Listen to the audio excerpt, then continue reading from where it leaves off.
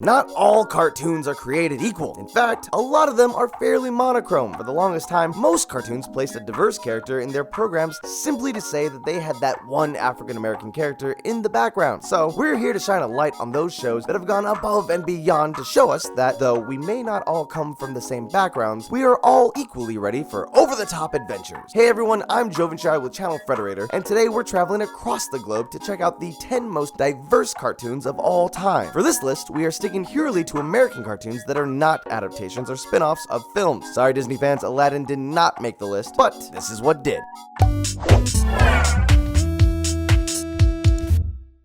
Number 10, American Dragon Jake Long. Unfortunately, this is one of those little-known Disney Channel shows. Jake Long is a second-generation Chinese-American with a big job. He is the first dragon to be born in America. Jake not only has to battle the forces of magic, protect the city from danger, and be home in time for curfew, but he also has to keep a secret from the human world, including his father, get his homework done on time, and try and find the courage to ask out the girl of his dreams. Outside of just racial diversity, Jake Long had a long stream of strong female characters fighting both beside and against Jake. From his love interest Rose or Huntsgirl, to the evil dragon counselor Chang, to the Oracle twins, there was no small amount of strong women trying to help or hurt Jake as he kept the magical kingdom safe from harm. Unfortunately, Jake Long was short-lived. The show only lasted 2 years, from 2005 to 2007, but we have to give it mad props for its diversity. Number 9, G.I. Joe. G.I. Joe wasn't always a film franchise starring Channing Tatum. At one point, they were simply real American heroes, an elite fighting force to battle the evil Cobra and his snake-themed criminals. Where most cartoons in the 1980s had token characters working primarily in the background, G.I. Joe rose above it. The Joes had an amazing roster of heroes representing the true breadth of what America has to offer. These characters like Airborne, Zap, Jinx, and Roadblock were the best at what they did. Now mind you, some of them were a little stereotypical, quick kick, but characters like Scarlet, Snake Eyes, and Doc have remained staples of the franchise for over 30 years. Maybe next time we'll even get a G.I. Jane cartoon, huh? Number 8, Futurama. One would hope that by the time we reach the 31st century, lack of diversity is not going to be an issue, and Futurama plays out that scenario beautifully. In this interpretation of the 31st century, New York is replaced by New York, and everyone is simply an Earthican. The Planet Express crew is a perfect bubble of what across-the-board diversity looks like, having people not only from different countries, but also from different planets. Amy is not only a Chinese PhD student, but she's also from Mars. Leela learns that she's not an alien, but rather a subclass of New Yorkers, mutant. Bender is a robot, or bending unit, from Tijuana, Mexico. Dr. Zoidberg is a Decapodian from the planet Decapod 10. Fry and Professor Farnsworth are Caucasian humans from Earth, and then there's Hermes, who is also human, but of Jamaican descent. And finally, Lord Nibbler is from the ancient race Nibelonians from the planet Eternium. They all make a pretty colorful crew and kick-ass team. Number 7, Kids Next Door. Battling adults can never be easy. The Kids Next Door is an elite group of kids who set out to do just that. None are more popular or active than Sector 5. Numbers 1 through 5 take on a myriad of oddball adults, from the monotone delightful children from down the lane and their insidious father to number 4's very own Mr. Boss. While the adults are fairly one-tone, the kids themselves come from backgrounds that spread across the world, from the UK to China to right down under. Each member of the team comes from a different background, but it runs so much deeper than that. Take a look at any gathering in the K&D's secret moon base and you will see just how big the K&D truly is. They have branches in countries like Russia, China, and Antarctica. It's crazy to think that kids have achieved world peace, but are still fighting against a bedtime. Number 6, Hey Arnold. New York at its finest. Hey Arnold showed the city for what it truly is, the culmination of the world it accepted and continues to accept. Arnold dealt with a myriad of issues stemming from his friends and their various backgrounds. One week, it's Harold's bar mitzvah, and then next we learn of Mr. Hyun's survival during the Vietnam War. Every character really seemed to get their spotlight in the show, be it Sid's Godfather scenario to play off of his Italian heritage, or Stinky's farming episode reminiscent of his country family, to Phoebe's family pressure to perform well in school. While it plays a little at the stereotype card that a lot of cartoons played in the 90s, they do more than just stand in the background and talk about the issues. We see the conflicts they face and the pressure kids are under. It teaches us that even though they come from different backgrounds, finances, and homes, deep down they are all still a class PS 118. Number 5, Proud Family. Proud Family is about Penny Proud, a young African American navigating school, family, friends, and the world around her. Almost the entire cast is comprised of characters from different backgrounds, and in the 1990s, it was rare to find a show with many African American or Hispanic characters. What makes Proud Family so interesting is that there was only one Caucasian character, Penny's friend Zoe, and she wasn't even in every episode. Something that really stuck out about this show for many people was that it was the first true Kwanzaa special they had seen in a cartoon. It was made even more special by having the audience learn about the holiday along with the Prouds, who were first learning it for themselves. With such amazing guest stars as Samuel L. Jackson, Vivica A. Fox, and Raven Simone playing the other family, it's no wonder why this episode is so prominent in our minds and the show. Number 4, Captain Planet. Captain Planet is probably the only environmental protection cartoon, but it's unique in other ways too. It stars Linka, Guy, Mati, Kwame, and Wheeler, 5 teenagers with spunk who are chosen from across the globe to stop the destruction of the planet. Sound familiar? Well, unlike the Power Rangers, these 5 were given the gift of the elements to protect the planet from a bunch of crusty, old, and in one case, porkish white people trying to line their pockets at the expense of the planet. An interesting aspect of the show is the vague placement of these characters' home. The only one with a specific city is Wheeler, who hails from Brooklyn. The others are from Ghana, the Amazon of Brazil, Asia, and the Soviet Union. This may have possibly been to protect the show from stereotypes or generalization in any specific area. Besides their geographic origin, the characters themselves were not stereotyped either. Except for Wheeler, everyone had a scientific specialty, ranging from ornithology, earth science, marine biology, and mysticism. They were as connected to their studies as they were to their rings. Go planet and go diversity. Number 3, Doug. A true staple of the 1990s, Doug is probably one of the oddest shows on the list in terms of diversity. In order to better reach out to groups that the writers did not represent, the show creators decided to color their characters with less than usual choices. Using purples, blues, greens, and more, the background of the cast was never really set in stone. In an interview, the show's creator Jim Jenkins even stated, "It's pretty common knowledge that Skeeter was African American, and I love that because I did not consciously set out for that to be the case. I just thought he looked good blue." And I think we can all agree here that he's a pretty cool blue dude. Something fascinating to look at is the character Connie. She served as a character who had a crush on Doug to rival his crush on Patty. In the beginning of the series, Connie was drawn as a slightly heavy character, and when Disney purchased the show, Connie was literally sent to a summer camp to help her work off the weight. It was a little jarring for some, since in previous episodes she had referred to herself as big boned. I guess it's true, it's not easy being green, but it's easy to love this colorful cast. Number 2, Steven Universe. Okay, we all saw this one coming,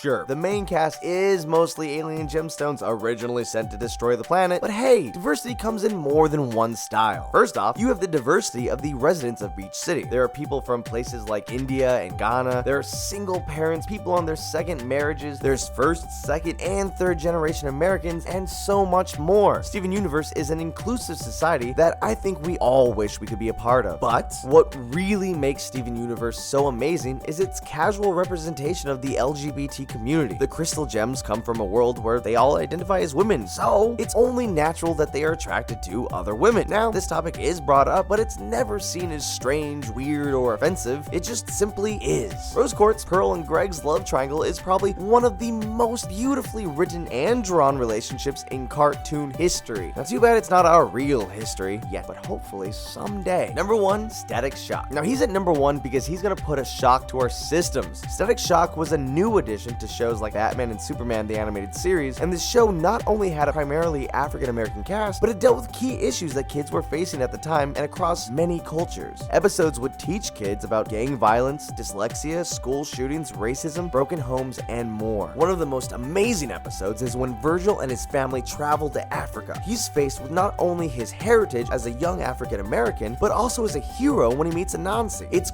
great to hear that there are other African superheroes, but there is a standout line from this episode that is even more amazing. There's a moment where Virgil calls his best friend back in America and tells him how amazing it is to be in Africa. And it's not the culture or the heroes, but just the fact that he doesn't feel like an outsider in Africa. He's just another person in the crowd, and he marvels at how that feeling must just follow his white best friend everywhere he goes. And that moment in the episode follows us. It's one of the most moving and significant scenes in cartoon history, and we have to applaud Static Shock for tackling that.